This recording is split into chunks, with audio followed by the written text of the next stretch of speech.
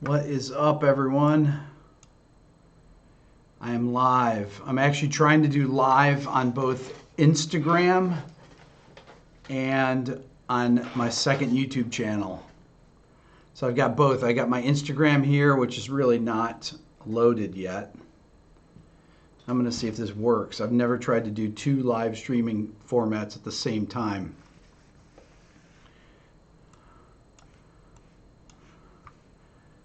Good to see everyone. Count Beato, that's funny. It keeps saying checking connection on my other channel. Let's see if I move this here. Hold on. Connection isn't strong enough. Isn't that weird? Let's see. I'll put it like this. Start live video here. Checking connection. Can I stream live? Okay, I'm live on both right now. So I'm live on my second YouTube channel, which is Rick Beato Live, and I'm live on Instagram. Both. That's why I'm turning each way so that people... What will I be talking about today? Very good question. John Farr, what's up? I'm going to talk about anything anybody wants to talk about. The connection needs a Slim Jim. So I've got... No. This is Instagram Live I'm on. Good to see everyone on Instagram and on YouTube. So check it out. So I got my thing kind of rigged up here. I got my phone with Instagram here. You see the rubber bands there? This is a great phone holder for doing stuff like this, but it's not really. I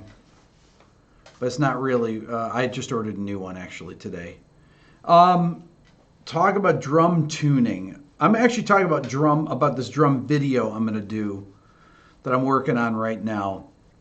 I have an idea for a video that I start working on that is talking about drum signatures, songs that are actually have the hook or that you can tell what the song is just by the drum part.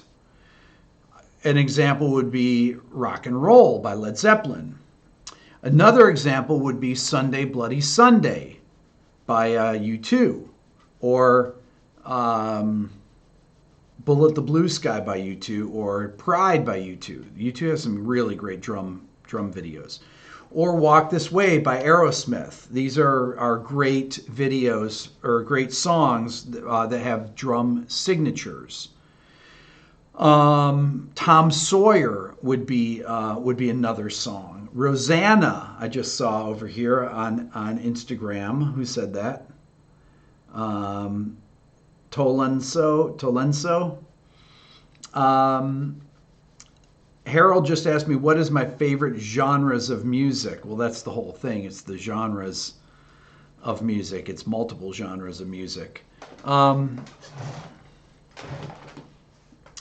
50 Ways to Leave Your Lover. Obviously, Paul Simon. That's the first one I thought of.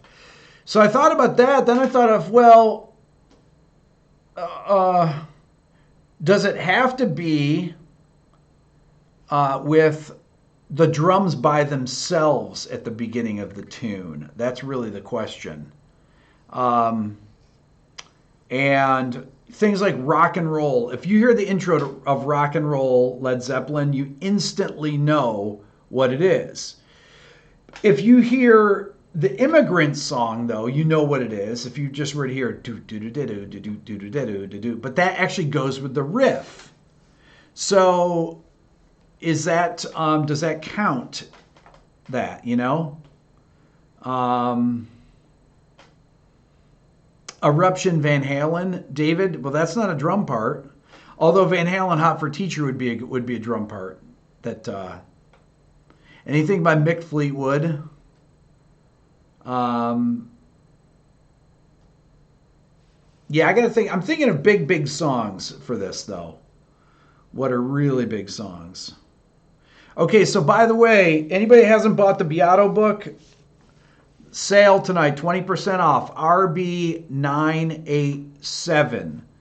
This is how I make my living. I'll do my little pitch here. I make very little money from views on YouTube. I get 3 million views a month, but about 2,800,000 of those views are on videos where they're demonetized. And I was saying, I just did a Facebook Live, but I'll repeat it again. People on my second YouTube channel, because I'm double live streaming here. I'm live streaming here I'm looking at Instagram, and I'm looking at my second YouTube channel, Rick Beato Live. For those of you that don't see, look at this. That's Instagram there we go. How cool is that? I've never tried this before. Who does double live stream, right? So Ticket to Ride, Matt, good call on that. Tomorrow never knows, you could say, but there is instrumentation going on with that. So I made this decision in January when I started this What Makes This Song Great, because I decided that you can't teach on YouTube. I went back and forth with a bunch of my YouTuber friends like Adam Neely and Amy Nolte, and we all were getting videos demonetized, or they would be getting blocked.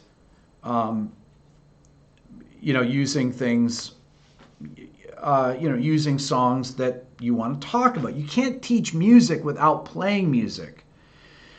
And I decided that I didn't want to limit what I do just to make money through YouTube views.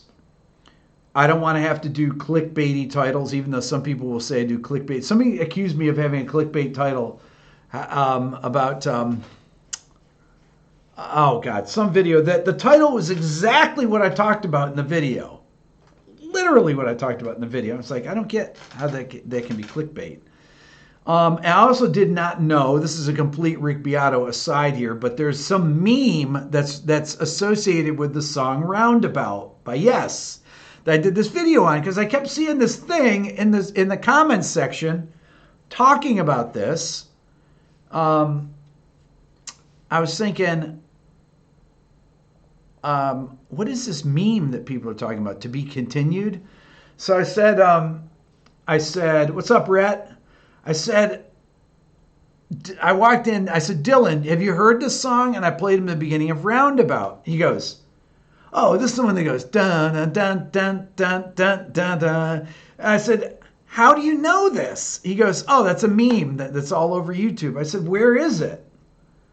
And he said, it's everywhere. Jack, you're surprised I didn't know this before?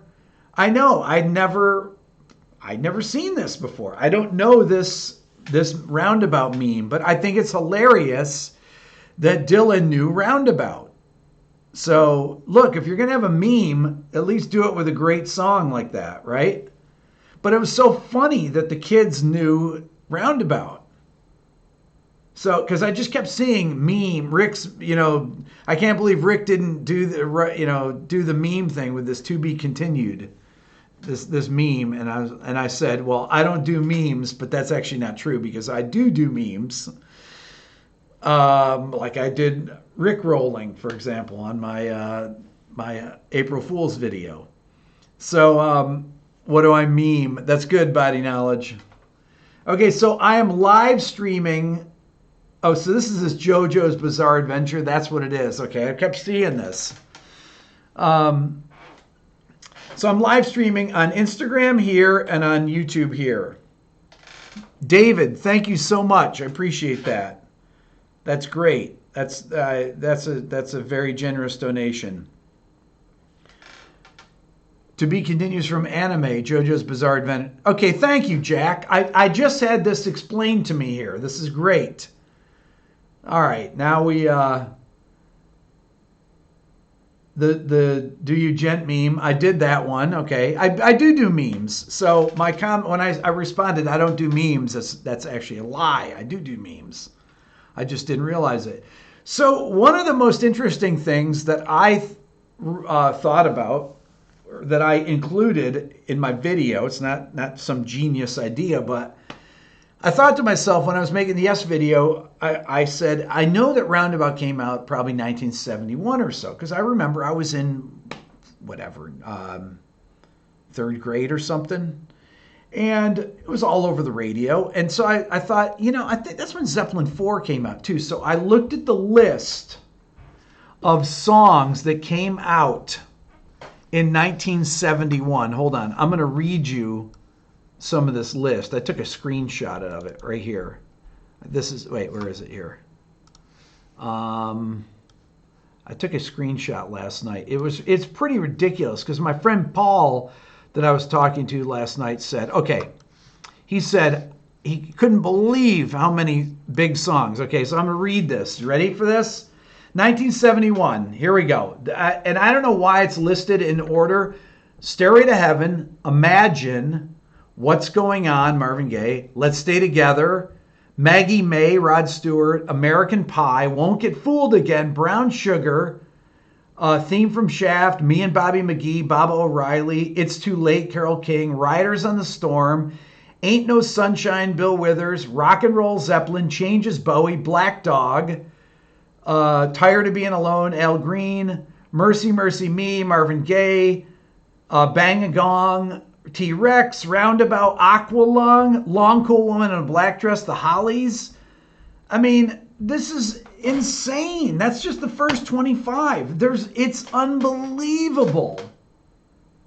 It's unbelievable. This is just 1971. Think about that. In 1 year, all this music came out. That's incredible, right? All great songs. All songs that are still on the radio. I mean, that's really unbelievable. Man. Tiny Dancer was another one. I'm just seeing it on here. It's unbelievable. So, and there's other stuff. I think the first Eagles record came out in 71. I only see the first. I only see about the first 25 songs right here. That's all I screenshotted. Screenshotted? Is that a word? Unbelievable though, right? The 70s. Never to be repeated again, Mark is right. Make a playlist of 1971. Best songs of 71. The playlist is like 100 songs. I mean, all of Zeppelin 4.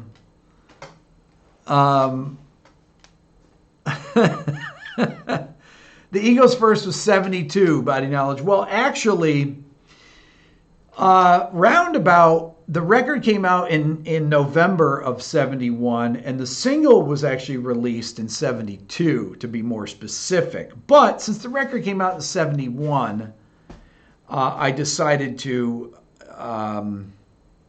include it in there. And I want to say, and it's not on this list, that Dream On, Aerosmith's, the Mamakin, or what was the first? Just Aerosmith, I think, the first record, came out in 1971. I think. I might be, am I wrong on that? Body Knowledge, am I wrong? Is it 73? The Yes album was 71. Yeah, okay.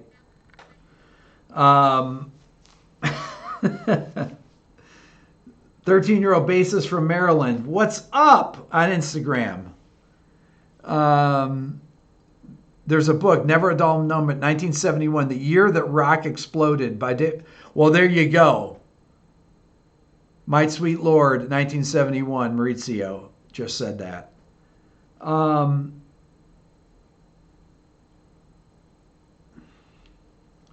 Hey, Oliver, what is this, Tolenso? What do you mean he should follow Adam? He should follow me. He is following me. Wise guy. It's 73 for Aerosmith. The Rush came out in 74. The first Rush album where Neil was not the drummer, correct? Aerosmith was January of 73. Did Paul decide on a name, David asks? No. Yes. I got to remember what it is. Paul was, I was supposed to text him when I was going on Instagram right now. Smells Like Teen Spirit was 71. Exactly. Metal was released. Pink Floyd. Who just said that? Gabby just said that on Instagram. One of my favorite records is Metal. It's an incredibly great record. That's with Syd Barrett, and that's some of the, I think of the early Pink Floyd music, that is just really an incredibly good record. One of my favorite Fleetwood Mac records too. So yeah, America. You know what? I think the first America record must have been 71 or 72. I don't see it on the list here. On this list, I'd have to get the if I looked at the 100 greatest songs, hold on one second here. 100 greatest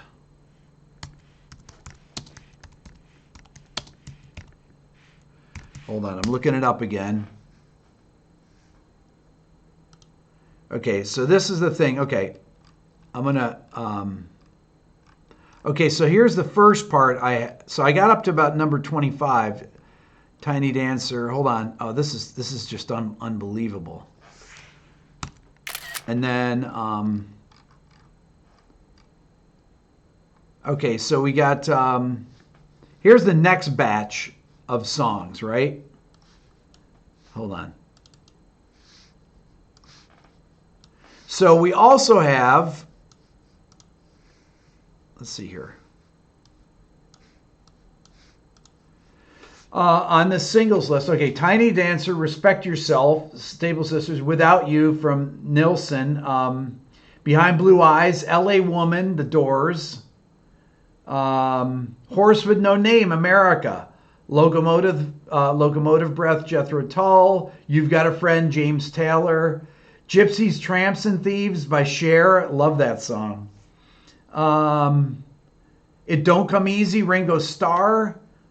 Love Her Madly, The Doors. I Feel the Earth Move, Carole King. Hot Pants, James Brown. Wild Horses, The Rolling Stones. Life on Mars, David Bowie. Take Me Home, Country Roads, John Denver. This is unbelievable. This is unbelievable. Superstar, The Carpenters. Rocksteady, Aretha Franklin. Oh, man. 1971. I'm talking about the Wheezy time. I'm talking about the best songs of 1971. Let's see here. Metal's Gilmore's, but Floyd was still trying to find themselves after Sid's departure. When the Levee Breaks, perfect drum intro. Thank you. There's one. How could I forget that? I'm going to put that on the list. Anybody that wants to email me those, anything like that, or put it in the comments. Our ears, Tom says on YouTube here, Mr. Tom McGill says, our ears were glued to the radio back then. That is for sure. I was, I remember 1971. I mean, I was there. I was alive. I was 9 years old. Same age as my daughter Lennon's going to be. And it was, I mean, think about 1 year. Oh, I've seen All Good People by Yes also. I mean, other than Roundabout. I mean, these are, that was the first single actually on, I want to say that was the first single on that record. And one of my favorite songs. There's a scientific fact. Okay, here's this is from YouTube here. This is from IBJI that says, there's a scientific fact behind all this. When Hendrix died, the spirit of music flowed into all the existing composers.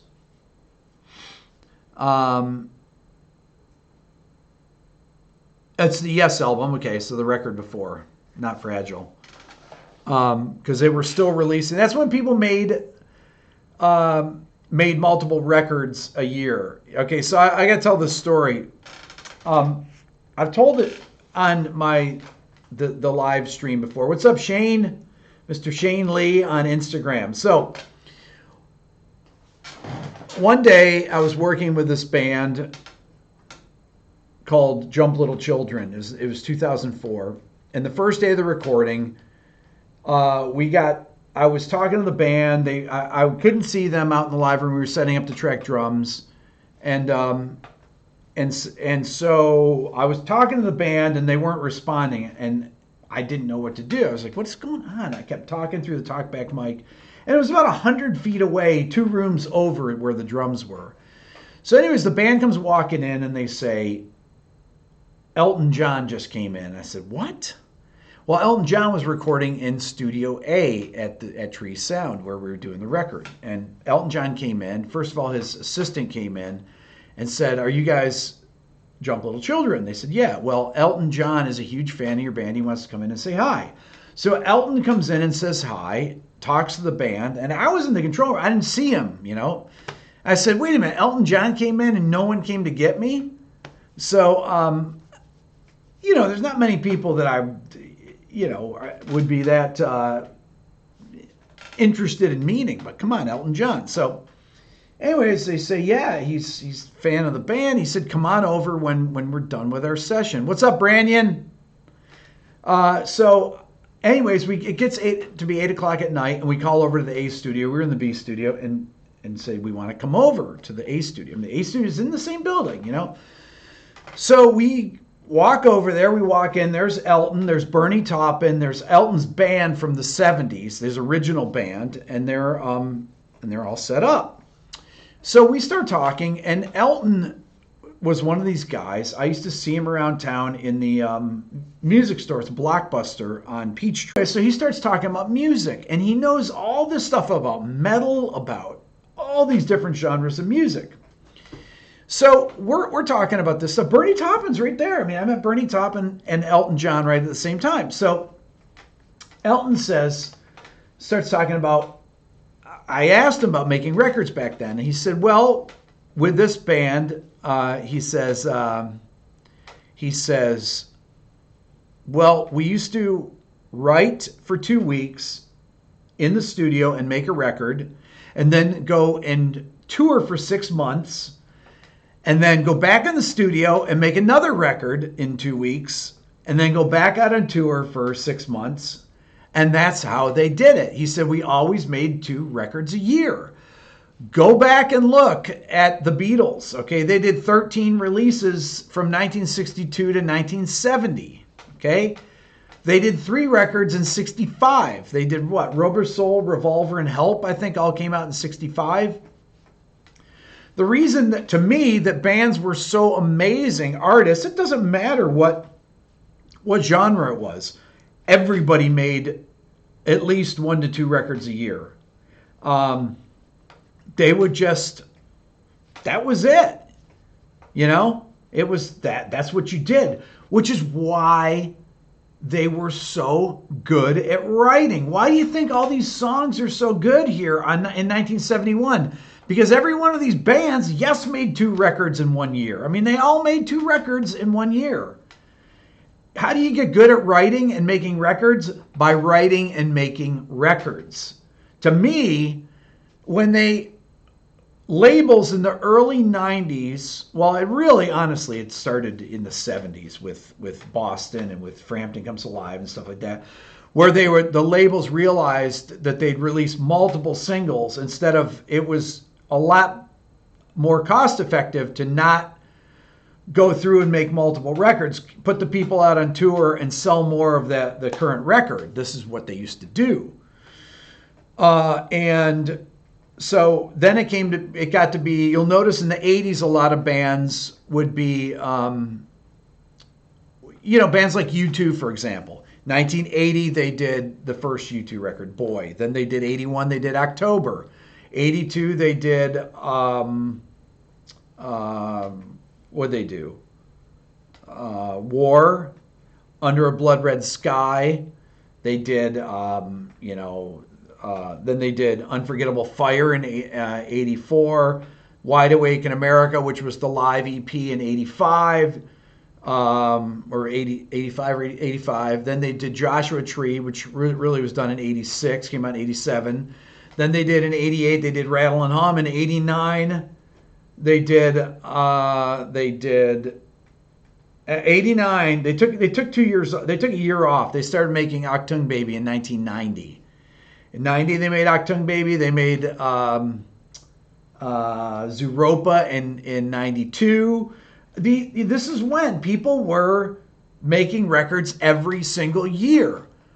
Pearl Jam made the first record in 1991. Then they did Versus right after that. Then they did Vitology, just like 1 year at a time. You know, Zeppelin 1 and 2, right? 1968. I mean, this is you know, people, the Police, right? They did records one after another. They took 2 years between Ghost in the Machine, because that came out in 81, and then Synchronicity came out in 83. Frank Zappa here on YouTube, Lee says that Zappa was incredibly prolific, which he was, and putting out music all the time. Brett just say Bill Bruford was the smartest man, 1971. He hit the lottery. I know, right? He was in every big band. Bill Bruford was on all the best records of all the bands he was in. And don't forget, Brett, he was in UK on the first record with Holdsworth, too, which is some of his best drumming. What's up, Peter? Zappa fleshed out songs live and went in the studio. Well, that's the other thing that's difficult, I think, because nowadays, this is the thing that people complain about. A lot of jazz musicians complain about this, was that that you can't try music out now. That was one of the big things. Peter, say hi to Renee, please. That was one of the big things of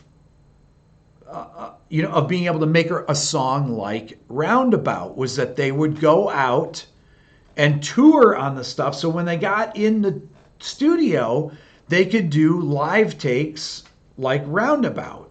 There's no way. For those of you that watch my new video, I talk about in the second, leading into the second chorus, they do there's a retard. I mean, the tempos from the song are all over the place. It's great. That's one of the great things about it. That you could not do this if it was, you just couldn't do it. That's the thing, is that that if you weren't playing live, and the other thing is that all these records that I named here, all these big records, were also all done on tape. So, so it's, I think that, that time, all the time fluctuations, all the stuff that made these records incredibly great, just don't, people don't make records like that. I complained about this back in the early 2000s, about a lot of producers, a lot of producers that were getting hired to make records, to me, which was killing the music industry and killed a lot of the rock in the early 2000s. A lot of my friends that are A&R people would work with producers that would track 4 bars at a time. They would get 4 good bars, they would loop it, then they put a fill into the chorus, then they do the chorus, and they would just do these records by part by part by part. Now you could say, well, Metallica did that on the Black Album. I want to say that Randy Staub said to me, this may be wrong, but I think this is right. I worked with him on a record, and he said that they use an average of 16 reels of tape per track, drum track, on the Black Album. 16 reels of 2-inch tape. This is how many and they would cut the things out and they'd hang them up. Oh, here's the fill into the first chorus, and then he'd wear out the drum heads because Lars can't really play in time very well. He couldn't play with a click, and they wanted to get the right takes, and you can't keep going back and forth it takes days and days to record a drum track that way because you have to keep retuning the drums so that they match, so that you sample each of the toms. I used to do this all the time when I was doing sessions.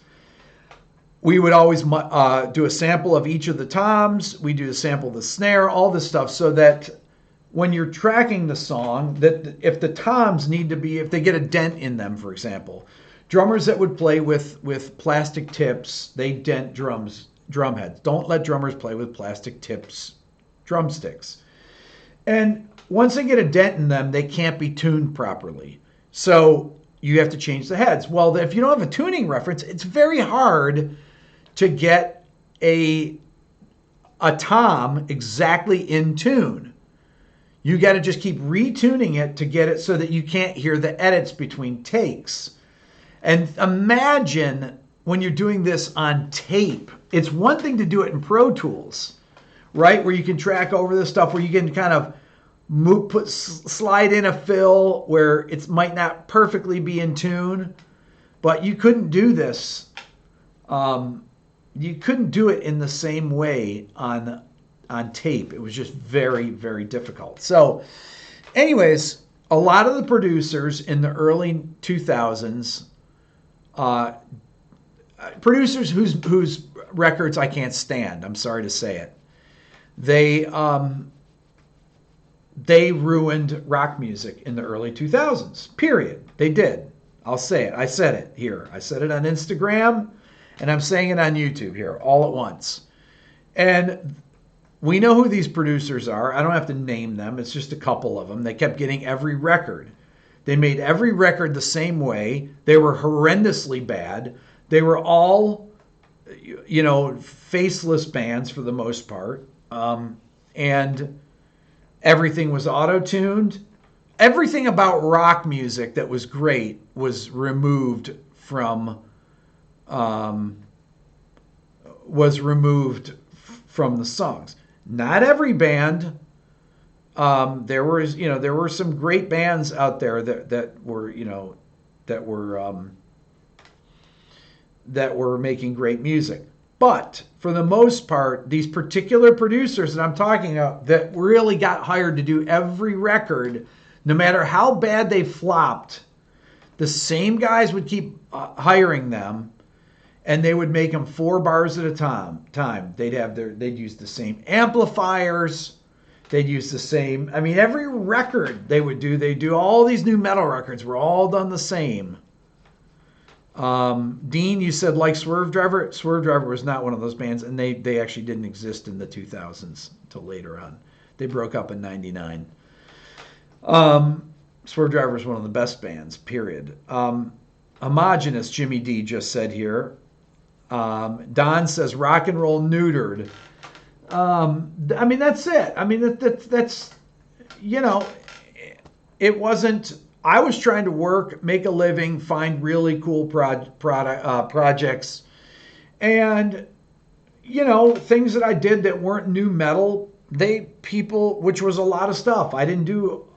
I wasn't doing a lot of those kinds of. I did some records like that. I did. I worked with bands like Shinedown, but for the most part, I was doing different kinds of records with what I think are some really interesting bands.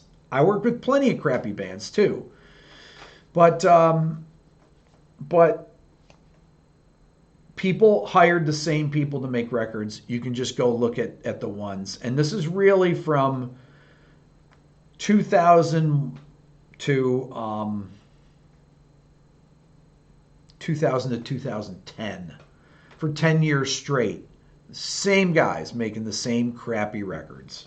And by the end of it, no one wanted to hear rock music again because it was stripped of every organic thing, period. That's the facts right there. And people were doing this. A&R guys would hire these guys, these couple guys, because they wouldn't lose their job if the record stiffed. That's the thing. That is the thing, is that if the record did bad, they can say, well, look, these other records that the person did. I mean, because some of these guys did records that did well, and they would get hired based on these couple records that did well. And the only reason that these records did well are because they had,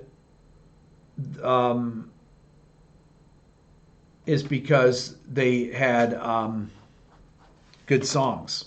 And it wasn't because of the producers, frankly, for the most part.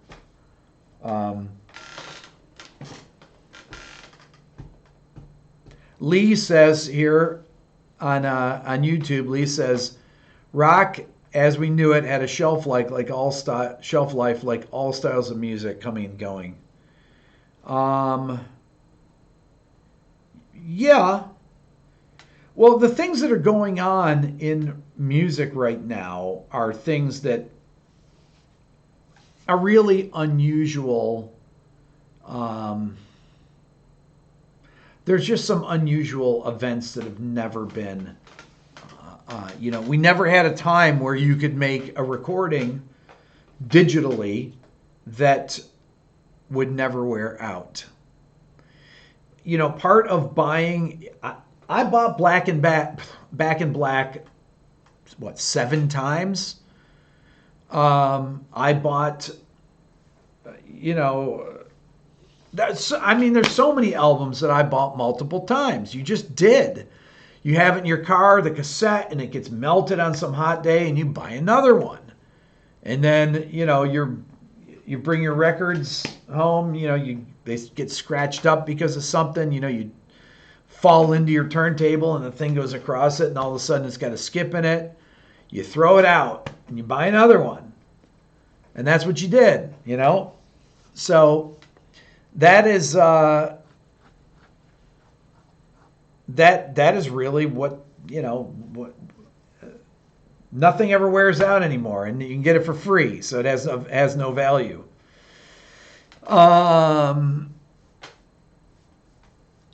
Let's see here. Everything is recycled. Benzodiazepine, been there, done that. 45 LP, 8-track CD. Even CDs got scratched. Even though it was digital format, people would buy new CDs. They would go, eventually, they'd get scratched. They wouldn't play right. Brett says, so many LPs sounded crappy at the end of the disc due to physics. It's interesting too, Brett, is that they started making really cheap vinyl as the 70s wore on. You notice if you go like this with your vinyl, it's incredibly flexible, whereas in the late 60s, early 70s, the vinyl was much stiffer. So that was another thing that the records were they didn't make LPs as well as they did. As they did even in by the late 70s, early 80s. I mean, the CDs came out around 1983 or so. Subi just said Lars is bad, but Metallica would probably sound weirder with a tight drummer. We'll never know, right? We'll never know. But one of the things here is that I think Tom just said it. Scratching the records due to learning guitar parts. Oh my God, dropping the needle to learn solos and stuff is, was the quickest way to wear them out. I know, because I'd always get to the parts where I tried to learn specific licks, and the record always go right there just for a little bit, every time you try and get the exact spot. I was watching the video yesterday of Jimmy Page listening to Stairway to Heaven. There's a great video of him listening to it, and it's really weird to watch him listen to it, because he talks about the record. it's a fascinating video. He talks about the record, and but you don't really know what he's thinking at the time as he's listening. I'm thinking that I really would love to know what was in his brain when he was listening to that. He was just sitting there going like this, like, and it's playing, and you gotta watch it. It's fascinating. And he puts the record down, and I think Stairway is the third track on that side. And he moves the needle over, and he sets it down. It perfectly hits. And that was the thing, is that you just got good at that. You could just drop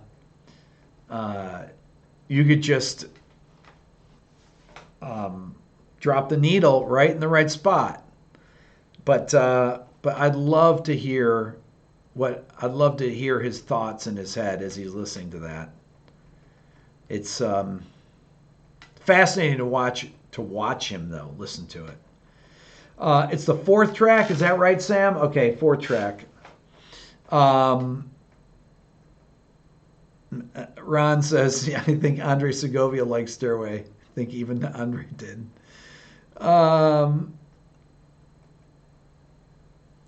You saw Alex Lifeson, Watchmaker said you saw Alex Lifeson listening to Moving Pictures. I watched another great video with Neil Peart yesterday, talking about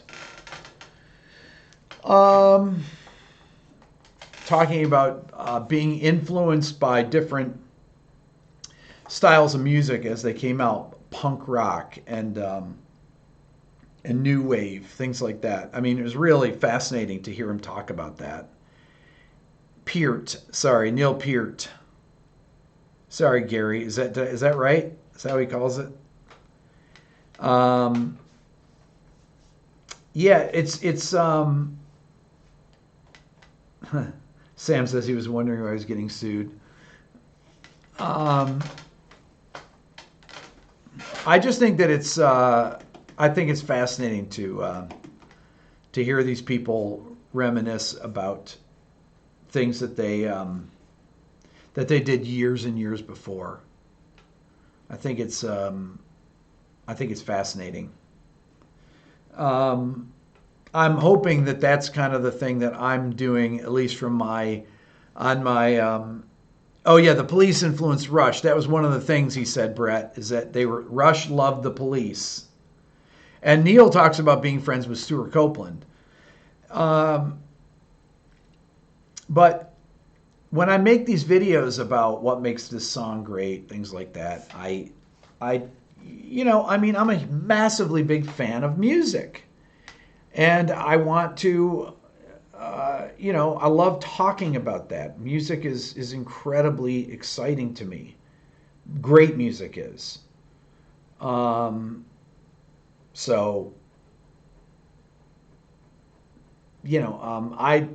like to talk about these songs as a producer and as a fan.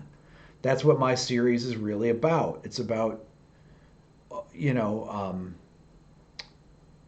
it's about peeling back some of the layers to hear these things that you may not have heard before, and just talking about what goes into making one of these great songs. Somebody asked me if I'm into Keith Moon. I was talking about Keith Moon earlier this evening. I love Keith Moon's drumming. Keith Moon is the weirdest drummer ever. He was. He played insanely strange stuff, played all over these tunes, yet they would never have been as good without that. I can't even imagine The Who without Keith Moon. Yet his drum parts are insane. They're insanely weird.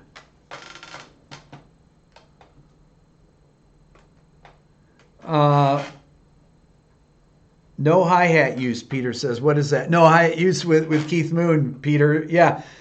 Speaking of no hi-hat, so one of my buddies reminded me of, the Peter Gabriel record, Games Without Frontiers. There's no cymbals on the record. And I thought that would be a great video to make. When it came out, I want to say it was 1979 or 1980. I was a freshman in college when it came out.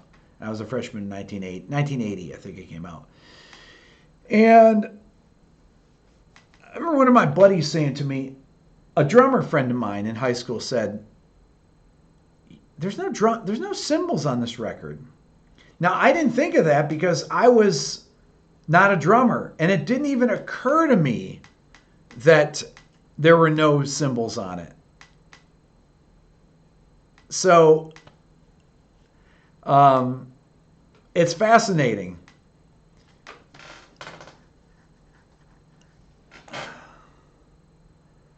That's why Phil Collins has no cymbals in the air tonight. Those guys were very... I always wondered about that because there was a lot of stuff going on between the Gabriel records and the Phil Collins records that were similar during that time period. If they hung out and talked about that kind of stuff, if they were saying, hey, this is a cool thing I'm doing, especially, since obviously Phil being a drummer, he would be much more tuned into that. But it's, those are some great records, man. I mean, I love that Games Without Frontiers record, and I love the first the record with Salisbury Hill on it, which I think was probably 79 or 78. That's just incredible. That is a great song that I should do a video on. What makes this song great?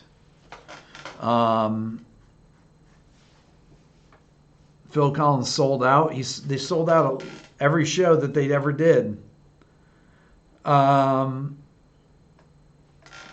Which bands do now that could replicate things that were done in the past? What could bands do now that could replicate how things were done in the past? Learn how to play. Learn how to play. Learn how to play as a band. Learn how to record live in the studio. That's one of the big things.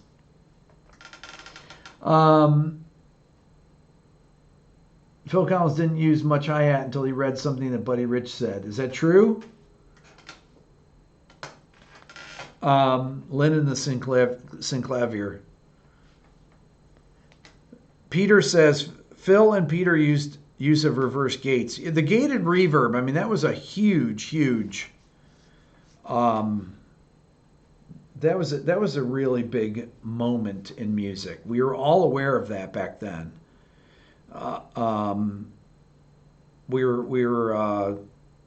Everybody was talking about the gated reverb. Everybody wanted to know how to do it back then. And I'm going to do a video on gated reverbs. That was a lot of those records. I mean, some of the best gated reverbs on snares are to me on the Synchronicity album. When you hear Every Breath You Take, when you hear Synchronicity 2, when you hear, those, the gated reverb sounds on that record are just amazingly good. And that became a thing for, drum song, Wipeout. Thank you, Frank. That's great. I do have Springsteen, Subi. I've got Born to Run in the, Subi just asked me if I have any Springsteen. And I have Born to Run ready to go. I just haven't pulled the trigger on it yet.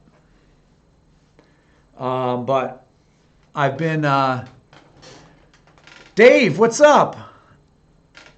Dave Honorato, everybody. Welcome. Reverse reverbs, absolutely. The reverse guitar solo in Roundabout is really great. it's an incredibly signature part in there. And when you think about it, how difficult these things were to do at the time, these things were not easy to, it was not easy to do backwards effects. I mean, people did them, but it was not easy. What was I watching where they were talking about the bass? Oh, you know, back then you used to take you take a delay and put it in front of the DI of your bass so that the DI would line up with the amplifier. Because the DI and amplifier would never be, the DI was always ahead. You'd record the direct bass signal and you record the amplifier. Well, it comes from the output of the DI, it goes out to the amp, and then if you close mic a bass amp, you're still going to be this far away from the speaker. And that's 50 milliseconds right there, right? So maybe it's not 50 milliseconds, maybe it's 20 milliseconds, whatever it is, it's going to put it out of phase to a certain degree. So you put a delay in front of it and you line it up so that the two things sound fat. And that's what people used to do.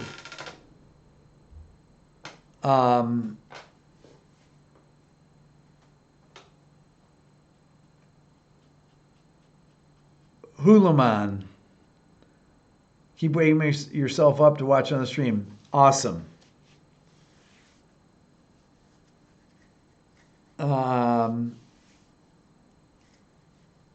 Hendrix was a master at playing solos forward and making them work backwards.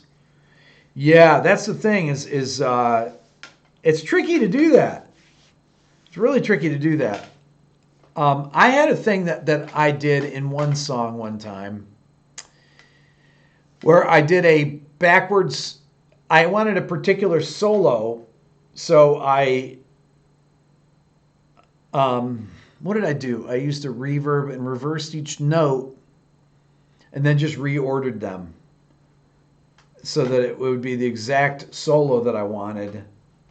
And, but yet all the notes would be backwards. It was great.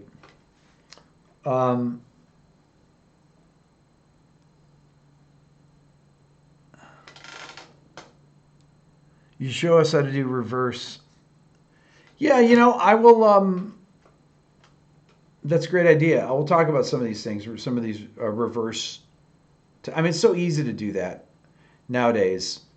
Dave says reverse cymbals sound great. So I use reverse cymbals. There's a great plugin out there, you guys. The company's called Output, and they make a plugin called Rev. Any of you that are producers or in film composing, those are great. It's a really great plugin to have because it's all reverse songs. It's reversed pianos. It's reversed harmonics on the guitar. It's all types of reverse sounds. And if you're looking for something, I use a lot. I would use it to do, auxiliary kind of pad things that sounded really cool if I'm looking for a specific sound. It's a great plugin that I would recommend. They have a new plugin out too that they sent me called, maybe it's called Output. Maybe I'm thinking of it. I can't remember the company, but the company's called Rev. The plugin's called Rev, R-E-V. So check that out. It's really great. I recommend that. I don't recommend very many things like that, but that's an incredibly good plugin. All right, listen, we're rocking. I'm done for tonight. Today's been a killer day. I'll be back with a video tomorrow. Buy my book. The code 20% off right now, RB987. That's how I make my living, because all my videos get demonetized.